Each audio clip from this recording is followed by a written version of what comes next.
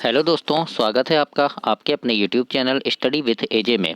इसमें आज की वीडियो में हम देखेंगे आपकी आओ करें और सीखें गणित की वर्कबुक है कक्षा चौथी और पाँचवीं के विद्यार्थियों के लिए काफ़ी ज़्यादा महत्वपूर्ण है। आज इसके सवाल को हल करेंगे, हम देखेंगे कि किस प्रकार के क्वेश्चन इसमें हैं और आपको इसको कैसे हल करना है। आज इसमें देखते हैं, इसके पहले की वीडियो मैंने पहले के चैनल में करवा दिया है, तो उसको जाकर के आप देखें चैनल में, उस इन वीडियोस को ज़रूर से देखें ताकि किस प्रकार से करवाया, और आपकी हिंदी अंग्रेजी सारी वीडियोस करवाया है। और बच्चों, आपकी जो लर्निंग आउटकम्स वीडियो आती है, लर्निंग आउटकम्स बुक आएगी, अभी फिर एड ग्रेड बुक आएगी, उनकी वीडियोस कैसी बनेंगी और आपकी तिमाही, छमाही, वार्षिक परीक्षा के वीडियोस किस प्रकार के रहेंगे, तो वो कैसे पेपर आएंगे, उनके अभ्यास प्रश्न, लर्निंग आउट, अभी आपकी जो ओलंपियाड परीक्षा है उसमें किस प्रकार के प्रश्न पूछे जाएंगे, इन सारी चीज़ों के अभ्यास प्रश्न मैं चैनल पे डालते रहता हूं, तो उन सारी चीज़ों को देखने के लिए भी आप चैनल को सब्सक्राइब करें। आइए देखते हैं, इसमें गतिविधि का नाम है सतत घटाने की प्रक्रिया द्वारा भागफल ज्ञात करना है। इसमें लिखा है, जैसे यहाँ पर है 6/2 है ना, तो कितना आएगा, तो दो दो का भाग देंगे हम 6 में, तो कितना आएगा, 2 तिया 6, 3 बार गया तो 3 लिख देंगे यहाँ। अब 4 का भाग देंगे 24 में, तो 6 बार जाएगा, 4 छिंग 24, तो 6 लिख देंगे यहाँ पे। 3 का भाग देंगे 69 में, अगर आपको ऐसे भाग देते नहीं आता तो ऐसे 69 लिख लीजिए और 3 का भाग दे दीजिए।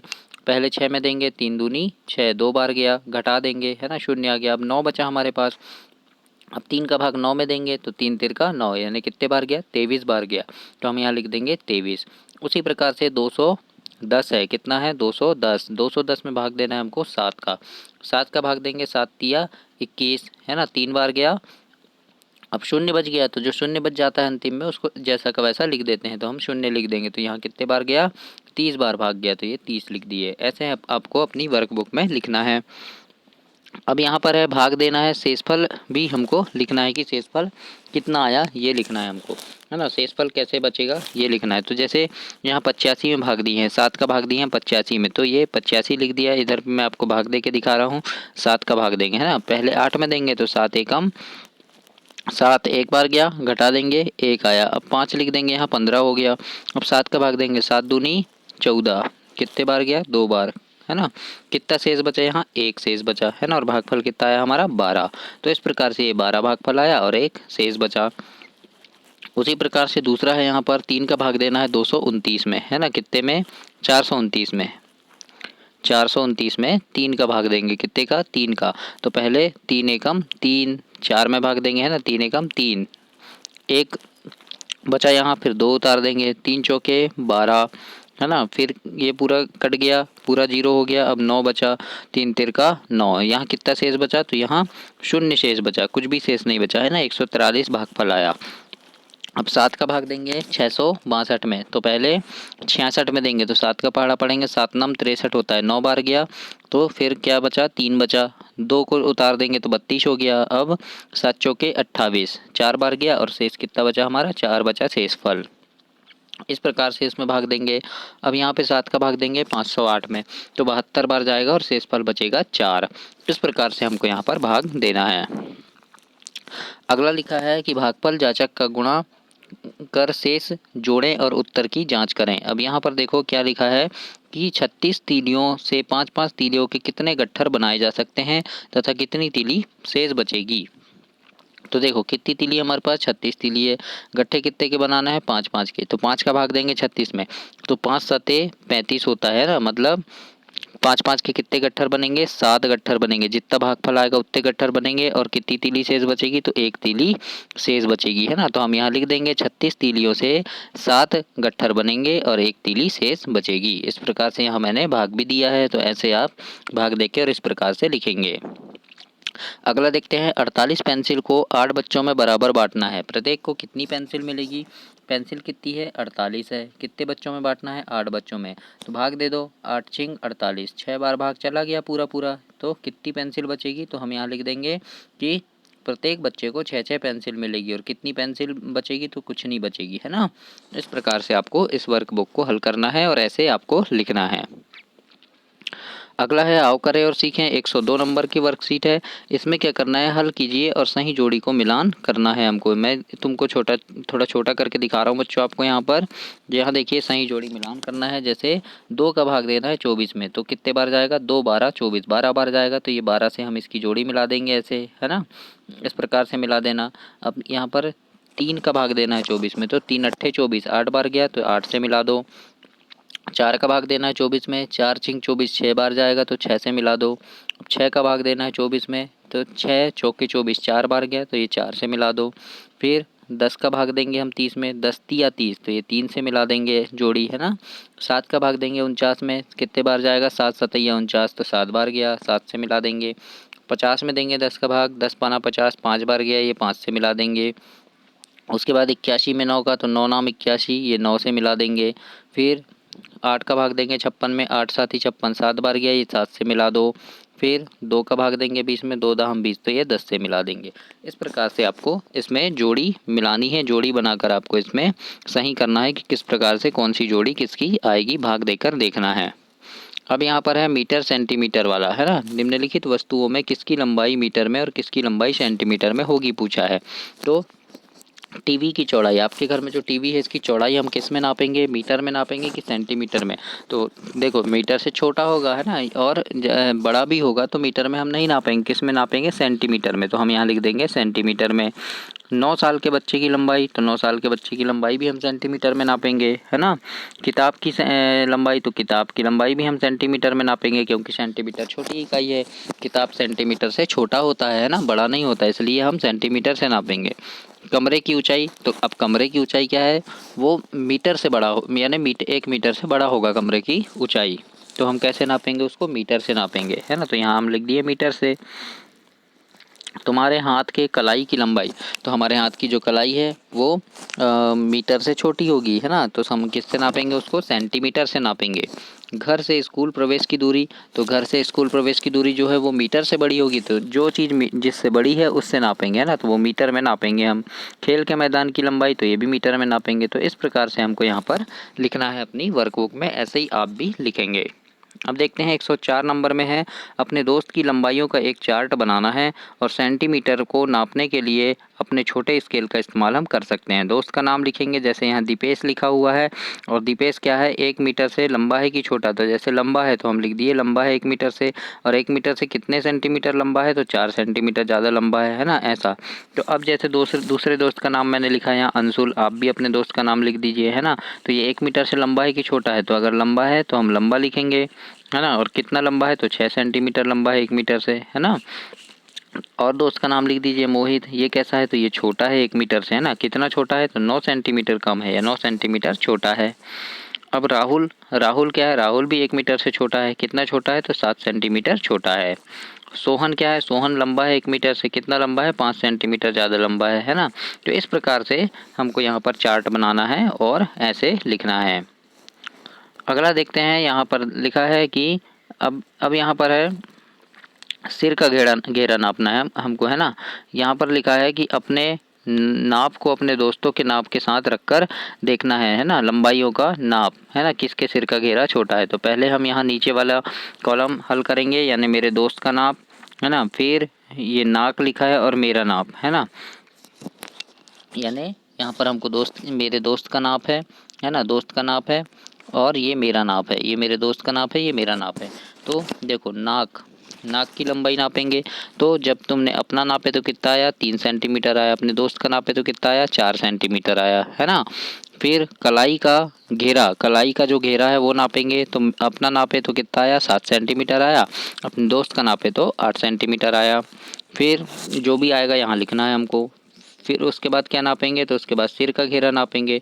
सिर का घेरा अपना नापे तो 18 सेंटीमीटर आया, अपने दोस्त का नापे तो 16 सेंटीमीटर आया। उसके बाद है कान की लंबाई नापेंगे, तो अपना नापे हमने तो कितना आया, 4 सेंटीमीटर आया, दोस्त का नापे तो भी 4 आया, है ना। फिर देखो हाथ बीच वाली उंगली से कलाई तक नापेंगे, तो 6 सेंटीमीटर आया हमारा, और हमारे दोस्त का 7 सेंटीमीटर आया। अब यहाँ ऊपर पूछा है कि किसका सिर का घेरा छोटा है, तो हम क्या लिखेंगे यहाँ पर, देखो सिर का घेरा कहाँ था, ये वाला था, है ना। किसका छोटा है, तो यहाँ देखो मेरा 18 था मेरे दोस्त का 16 था। तो यहाँ लिख देंगे दोस्त का सिर बड़ा है मेरा छोटा है, इस प्रकार से लिख देंगे। उसके बाद दूसरा पूछा है कि किसका हाथ सबसे लंबा है बीच वाली उंगली से, तो ये नापे हैं हमने, है ना। तो किसका है, देखो मेरा 6 है, मेरे दोस्त का 7 है, तो हम लिख देंगे मेरा हाथ लंबा है मेरे दोस्त का छोटा है ना। इस प्रकार से लिख देंगे कलाई तक, है ना। उसके बाद देखो यहाँ पर क्या है, कान की लंबाई पूछा है। अब कान की लंबाई पूछा है तो कान कितना है, तो कान कितना है, ये 4 सेंटीमीटर है और ये भी 4 है, तो क्या लिख देंगे कान ज़्यादा लंबा है ना। कौन ज़्यादा लंबा है, तुम्हारा कान या तुम्हारे नाक। यहाँ पूछा है कौन ज़्यादा लंबा है, तुम्हारी कान या तुम्हारा नाक। तो नाक देखो हमारा कितना है, 3 है, और कान देखो कितना है, 4 है, तो कान लंबा है ना, तो हम लिख देंगे कि यहाँ पर कान ज़्यादा लंबा है। इस प्रकार से लिख देंगे। फिर है क्या तुम्हारे किसी भी नाखून की लंबाई 1 सेंटीमीटर से ज़्यादा है, तो अब नाखून की लंबाई आप नाप के देख लेना, 1 सेंटीमीटर से ज़्यादा नहीं है ना, तो हम लिख देंगे नहीं है। इस प्रकार से हमको इसमें वर्कबुक में फिल करना है, ऐसे जैसे मैंने यहाँ पर लिखा है दोस्तों, ऐसे ही आप भी लिखेंगे बच्चों। अगला है 106 नंबर की वर्कशीट है। यहाँ पर है प्रश्न दिया है 1 और 2 सही विकल्प छांटकर उत्तर लिखना है हमको, है ना। यहाँ पर सही विकल्प छांटकर सही का निशान लगाना है। यहाँ लिखा है सेंटीमीटर, मिलीमीटर तथा मीटर में सबसे छोटी इकाई क्या है। तो देखो सबसे बड़ी होती है मीटर, फिर उससे छोटा सेंटीमीटर और सबसे छोटा होता है मिलीमीटर। तो हम यहाँ लिख देंगे सबसे छोटा क्या है पूछा है, तो सबसे छोटा है मिलीमीटर, तो इसमें सही का निशान लगाएंगे। फिर दूसरा है 1 सेंटीमीटर बराबर क्या होता है, तो 1 सेंटीमीटर बराबर होता है 10 मिलीमीटर, है ना। जब 10 मिलीमीटर मिलते हैं तो 1 सेंटीमीटर बनता है, तो 10 मिलीमीटर में हम सही का निशान लगाएंगे। अब यहाँ लिखा है तीसरा सेंटीमीटर में बदलना है। 3 मीटर को बदलेंगे तो 300 सेंटीमीटर हो जाएगा, है ना। 4 मीटर को बदलेंगे तो 400 सेंटीमीटर, यानी 1 मीटर में कितना सेंटीमीटर, 100 सेंटीमीटर, तो 3 मीटर में 300 सेंटीमीटर, 4 मीटर में 400 सेंटीमीटर, 6 मीटर में 600 सेंटीमीटर हो जाएगा, 8 मीटर में 800 सेंटीमीटर, 10 मीटर में 1000 सेंटीमीटर और 9 मीटर में 900 सेंटीमीटर हो जाएगा, है ना। इस प्रकार से हम इसको लिखेंगे। अगला है यहाँ पर सेंटीमीटर में बदलना है हमको 10 मिलीमीटर को, तो 10 मिलीमीटर बराबर 1 सेंटीमीटर होता है, तो हम लिख दिए 10 मिलीमीटर बराबर 1 सेंटीमीटर। फिर ये 55 मिलीमीटर है, तो 55 मिलीमीटर का कितना हो जाएगा, 5.5 सेंटीमीटर हो जाएगा, है ना। 5.5 सेंटीमीटर हो जाएगा। 80 मिलीमीटर का 8 सेंटीमीटर हो जाएगा। 100 मिलीमीटर का 10 सेंटीमीटर बन जाएगा, क्योंकि 10 मिलीमीटर का 1 सेंटीमीटर होता है, तो 100 मिलीमीटर का 10 सेंटीमीटर होगा। 70 मिलीमीटर का 7 सेंटीमीटर हो जाएगा। 90 मिलीमीटर का 9 सेंटीमीटर। तो इस प्रकार से हम सेंटीमीटर को में बदलेंगे। अब यहाँ लिखा है एक तार की लंबाई 2 मीटर 89 सेंटीमीटर है ना। तो उसकी लंबाई सेंटीमीटर में ज्ञात कीजिए। कितना है, 2 मीटर 89 सेंटीमीटर, तो 1 मीटर बराबर कितना होता है, 100 सेंटीमीटर। तो 1 मीटर बराबर 100 सेंटीमीटर, तो 2 मीटर बराबर कितना हो जाएगा, 200 सेंटीमीटर। और हमारे पास 89 तो सेंटीमीटर में है ही, तो दोनों को जोड़ देंगे सेंटीमीटर सेंटीमीटर को, तो कितना आ गया, 289 सेंटीमीटर आ गया हमारा उत्तर। तो ऐसे हम अपनी वर्कबुक में लिखेंगे। अब यहाँ है एक शर्ट में 2 मीटर 45 सेंटीमीटर कपड़ा लगता है, तो उस शर्ट में कितने सेंटीमीटर कपड़ा लगेगा, है ना। 1 मीटर बराबर 100 सेंटीमीटर, तो 2 मीटर बराबर 200 सेंटीमीटर, और 45 सेंटीमीटर है हमारे पास, तो 45 सेंटीमीटर और 200 सेंटीमीटर दोनों को जोड़ देंगे तो 245 सेंटीमीटर आ गया। तो इसको हम लिख देंगे अब यहाँ पर ऐसे, है ना। उसके बाद यहाँ अगला है कि एक साड़ी में 5 मीटर 60 सेंटीमीटर कपड़ा लगता है, तो साड़ी की लंबाई क्या होगी, कितना लगता है, 5 मीटर 60 सेंटीमीटर। तो 1 मीटर बराबर हमने देखा है 100 सेंटीमीटर होता है, तो साड़ी कितनी है, 5 मीटर है, तो 5 मीटर बराबर कितना हो जाएगा, 500 सेंटीमीटर हो जाएगा, तो ये 500 सेंटीमीटर लिख लिए। और 60 सेंटीमीटर है हमारे पास ये, तो 60 सेंटीमीटर भी लिख लिए, दोनों को जोड़ेंगे तो कितना आ जाएगा, 560 सेंटीमीटर। तो इस प्रकार से हम इस वर्कबुक में इस पेज को हल करेंगे, इन गणितों को हल करेंगे बच्चों आपकी तिमाही, छमाही और अर्धवार्षिक परीक्षा जो भी होती है उसमें किस प्रकार के प्रश्न पूछे जाते हैं, और अभी आपकी ओलंपियाड परीक्षा होनी है उसमें कैसे कैसे प्रश्न आएंगे, तो उन सारे प्रश्नों की अभ्यास वीडियोस मैं चैनल पे डालता हूँ। तो वो सारी चीज़ें आपको मिल सके इसके लिए आप चैनल को सब्सक्राइब करना, अपने दोस्तों तक भी इसे शेयर करना और वीडियो को लाइक ज़रूर करना। आइए देखते हैं 107 नंबर में है कौन वजनदार है। दी गई वस्तुओं का वजन तौलकर हमें लिखना है। जैसे ये पेंसिल है ना। अब किससे तौलेंगे, बीजों की संख्या से तौलेंगे, फिर चाक से तौलेंगे और कंकड़ से तौलेंगे, है ना। एक तराजू में हम क्या रखेंगे, पेंसिल को रखेंगे, दूसरे तराजू में हम रखेंगे पहले बीज को, उसके बाद फिर चाक को, फिर कंकड़ को, है ना। तो देखो पेंसिल को नापे हमने, बीजों से नापे, तो बीजों से कितना आया, 10 बीज के बराबर पेंसिल का वजन हुआ। मतलब कोई भी बीज ले सकते हैं, गेहूं के दाने ले सकते हैं, चने के दाने ले सकते हैं हम, है ना, ऐसे बीज ले सकते हैं। फिर जब हम चौक से नापे तो 1 चौक के बराबर वजन आया पेंसिल का। फिर हम कंकड़ से नापेंगे तो 7 कंकड़ के बराबर वजन आया पेंसिल का। इस प्रकार से लिख सकते हैं। अब एक पुस्तक को नापना है तो बीजों से नापेंगे तो 200 बीज रखे हमने, है ना, तब एक पुस्तक बराबर हुई, है ना।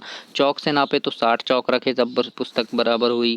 कंकड़ से नापे तो 120 कंकड़ रखे हम जब पुस्तक बराबर हुई, है ना। अब डस्टर से नापेंगे, डस्टर को नापेंगे हम तो पहले बीजों से नापे तो 65 बीज रखे जब डस्टर बराबर हुआ। चौक रखे तो चौक कितने में हो, 15 चौक में बराबर हुआ। चौक थोड़ी बड़ी होती है ना। कंकड़ से नापे तो 50 कंकड़ रखे हमने छोटे छोटे जब डस्टर का वजन बराबर हुआ। तो इस प्रकार से हमको ऐसे अनुमान लगाकर नापना है या नाप कर देखना है। अगला देखते हैं यहाँ टमाटर का भार कितना होगा, तो कितने कंचों के भार के बराबर होगा, तो हम देख सकते हैं कितने 8 कंचे या 10 कंचे, है ना, 10 कंचे लिख दिए। फिर गेंद का भार कितने कंकड़ के भार के बराबर होगा, तो 30 कंकड़ के भार के बराबर होगा लगभग, है ना। या नाप के देखेंगे तो 30 कंकड़, 32 कंकड़, 25 कंकड़ ऐसे आएंगे। 10 रुपये के सिक्के का भार 15 बीजों के बराबर होगा। चौक का भार कितना होगा, तो 8 बीजों के बराबर होगा। खाली गिलास का भार हमने नापे तो 70 कंकड़ के भार के बराबर हुआ। पेंसिल का भार नापे हमने तो 6 बीज के भार का बराबर हुआ। रबर का भार नापे तो 8 बीज के भार के बराबर हुआ। ऐसे ही माचिस की डिब्बी का भार नापे तो 4 बीज के भार के बराबर हुआ। फिर हमने नापे स्केल का भार तो 5 बीज के बराबर हुआ। यहाँ पर ध्यान रखना है, ये यहाँ लिखा है कंचों का भार, कंकड़ का भार, तो हमको कंचों से नापना है किसको, टमाटर को। कंकड़ से नापना है किसको, गेंद को। बीजों से नापना है किसको, यहाँ 10 रुपये के सिक्के को। तो इस प्रकार से हमें नाप कर और यहाँ लिखना है दोस्तों। अगला है आपका 108 नंबर में। यहाँ पर लिखा है अपने 5 मित्रों के नाम लिखो और उनके वजन का अनुमान लगाकर उनके 5 मित्रों का वास्तविक वजन भी पता करो। पहले हमको अनुमान लगाना है ना। जैसे हमारा दोस्त है मंजीत, नाम है उसका, क्या नाम है, मंजीत। हमने अनुमान लगाया कि उसका वजन हो सकता है 30 किलोग्राम होगा। कितना होगा, हो सकता है 30 होगा, तो हमने लिख दिया यहाँ। जैसे हम पूछते हैं ना, बताओ ये बाल्टी का वजन कितना होगा, हम बताते हैं हाँ 5 किलो होगा, लेकिन जब हम नापे तो नहीं 5 किलो नहीं है, कितना है, 4 है। ऐसा आता है, तो ऐसा होता है। उसी प्रकार से यहाँ पर भी लिखा है, देखो जैसे मंजीत का वजन है ना, मंजीत हमारा दोस्त है, उसका वजन हमने देखे, हमने अपने मन में सोचे, अनुमान लगाए कि कितना होगा, 30 किलोग्राम होगा। लेकिन जब हमने उसका नापे तो कितना निकला वजन, 27 किलोग्राम निकला। अब अंतर बताना है, तो अंतर कितना है, 30 और 27 में 3 किलोग्राम का है, तो हम यहाँ लिख दिए 3 किलोग्राम। वैसे ही अब अमन का वजन, तो अमन का हमने अनुमान लगाए कि 25 किलोग्राम होगा, लेकिन जब हमने वास्तविक में नापे तो कितना निकला, 26 निकला। तो कितना ज़्यादा है, तो अंतर कितना है, 1 किलोग्राम का अंतर है। ऐसे ही हमने शिवांश का वजन नापे तो 30 किलोग्राम होगा, हमने अनुमान लगाए, लेकिन वास्तविक वजन कितना निकला, 30 किलो निकला, 23 किलो निकला, है ना। तो अंतर कितना है, 7 किलोग्राम का अंतर है। उसी प्रकार राहुल का वजन नापे हमने, राहुल का वजन का अनुमान लगाए तो 28 किलोग्राम होगा हमने सोचा, लेकिन वास्तविक वजन कितना था उसका, 25 था, है ना। तो अंतर कितना निकला, 3 किलोग्राम का निकला। फिर आदर्श का वजन हमने सोचा कितना होगा, तो 20 किलोग्राम होगा हमने सोचा, लेकिन जब वास्तविक वजन नापे तो कितना निकला, 24 किलो निकला। तो अंतर कितना आया, 4 किलोग्राम का आया। तो इस प्रकार से हमें वजन नापकर अंतर लिखना है। अगला है अपनी कक्ष की वस्तुओं के नाम लिखें, है ना। तो जैसे हमने लिख दिया यहाँ पुस्तक, कुर्सी, टेबल, ब्लैक बोर्ड। अब इनकी लंबाई नापेंगे हम, है ना, या फिर इनका वजन नापेंगे। तो पुस्तक का वजन नापे तो मान लो 5 किलोग्राम निकला, है ना, अनुमान लगाए हमने 5 किलो की होगी, लेकिन जब हमने वास्तविक में नापा उसको सही में तो कितना निकला, 2 किलोग्राम। तो अंतर कितना है, 3 किलोग्राम का है। ऐसे ही कुर्सी का वजन हमने सोचा 15 किलोग्राम होगा, लेकिन जब हमने नापे उसको तो कितना निकला, 12 किलो निकला। अंतर कितना आया, 3 किलोग्राम का आया। टेबल का वजन नापे तो 20 किलोग्राम होगा, हमने अनुमान लगाया, लेकिन जब हमने सही में नापे तो कितना निकला, 28 किलोग्राम निकला। तो अंतर कितना हुआ, 8 किलोग्राम का अंतर हुआ इसमें, है ना। ऐसे ही इसके बाद हमने ब्लैक बोर्ड का वजन नापे तो कितना, 50 किलो होगा सोचे, लेकिन वजन कितना था इसका, 40 किलोग्राम था। अंतर कितना आया, 10 किलोग्राम का अंतर आया। तो इस प्रकार से हमको वजन नापना है और अंतर को भी लिखना है। अब 109 नंबर में है आपको घड़ी, है ना। यहाँ लिखा है दिए गए निर्देश अनुसार रिक्त स्थानों की हमें पूर्ति करनी है। तो ये घड़ी दी है ना, इसमें समय हमें दर्शाना है। तो यहाँ क्या लिखा है, यहाँ लिखा है हमको बताना है जब घंटा सुई 3 से आगे, है ना, जब यहाँ लिखा है जब घंटा सुई 3 से आगे होगी और मिनट सुई 1 पर होगी तो कितने बजेंगे, है ना। तो देखो यहाँ पर देखते हैं हम घंटा सुई कहाँ होगी, 3 से आगे होगी, मतलब 3 से आगे यानी यहाँ कहीं होगी। और मिनट सुई कहाँ होगी, 1 पर होगी, मिनट सुई 1 पर होगी। तो कितने बजेंगे ये पूछा है, तो कितने बजेंगे, देखो 3:05 होंगे। कितने होंगे, 3:05। इसी प्रकार से हमें समय निकालना है। अब यहाँ है घंटा सुई कहाँ होगी, 2 से आगे होगी, और मिनट सुई होगी 3 पर। तो घंटा सुई कहाँ होगी, 2 से थोड़ा आगे होगी, और मिनट सुई होगी कहाँ, 3 पर। तो कितना बजेगा, 2:15 होगा। तो 2:15 लिख दिए हमने। उसी प्रकार से यहाँ लिखा है जैसे 2 से आगे होगी और ये 3 पर होगी, है ना। घंटा सुई कहाँ होगी, 2 से आगे, और मिनट सुई 3 पर। तो कितना बजेगा, 2:15 होगा। ऐसे ही यहाँ है 4 से 5 के बीच क्या होगी, घंटा सुई 4 से 5 के बीच होगी, और मिनट सुई कहाँ होगी, 5 पर। मिनट सुई होगी 5 पर। तो कितना बजेगा, तो 4:25 होगा, है ना। फिर है घंटा सुई 9 और 10 के बीच होगी, है ना। घंटा सुई कहाँ होगी हमारी, 9 और 10 के बीच होगी यहाँ, है ना। और मिनट सुई कहाँ होगी, बोला है 6 पर। मिनट सुई 6 पर होगी। तो कितना बजेगा, 9:30 या 9:30। फिर है यहाँ पर लिखा है कि घंटा सुई होगी 11 और 12 के बीच। कहाँ होगी, 11 और 12 के बीच होगी यहाँ, है ना। और मिनट सुई 9 पर। मिनट सुई कहाँ होगी, 9 पर। तो कितना बजेगा, 11:45, या उसी को बोलते हैं 11:45। इस प्रकार से हमें यहाँ पर समय लिखना है, कि समय गिनकर हमें इस प्रकार से लिखना है अपनी वर्कबुक में बच्चों। 110 नंबर में देखते हैं, घड़ी को देखकर उनके नीचे दिए गए बॉक्स में सही समय लिखें। अब इसमें कितना बज रहा है, तो 12 बजा है ना, तो हम यहाँ लिख देंगे 12। फिर यहाँ कितना बजा है, तो देखो 6 पर है घंटा काटा, और मिनट काटा कहाँ है, 3 पर, है ना। 6 पर है और 3 पर, तो कहाँ होगा, 15 मिनट। ये 5, 10 और 15 मिनट हो जाएगा, है ना। तो 6:15 हो गया इसमें। अगला ये देखो 9 के आगे है, और मिनट काटा कहाँ है, 6 पर है, तो 9:30 बजेगा, 9:30 होगा। अब यहाँ पर देखो घंटा काटा है 11-12 के बीच, और मिनट काटा है 9 पर, तो ये कितना होगा, 11:45। इस प्रकार से हमें यहाँ पर समय गिनकर लिखना है। तो ये आपकी वर्कबुक कंप्लीट हुई 110 नंबर तक। इसके आगे की वर्कशीट हम आगे की वीडियो में देखेंगे। तब तक आप चैनल को सब्सक्राइब करें, वीडियो को लाइक करें, अपने दोस्तों तक इसे शेयर करें। धन्यवाद।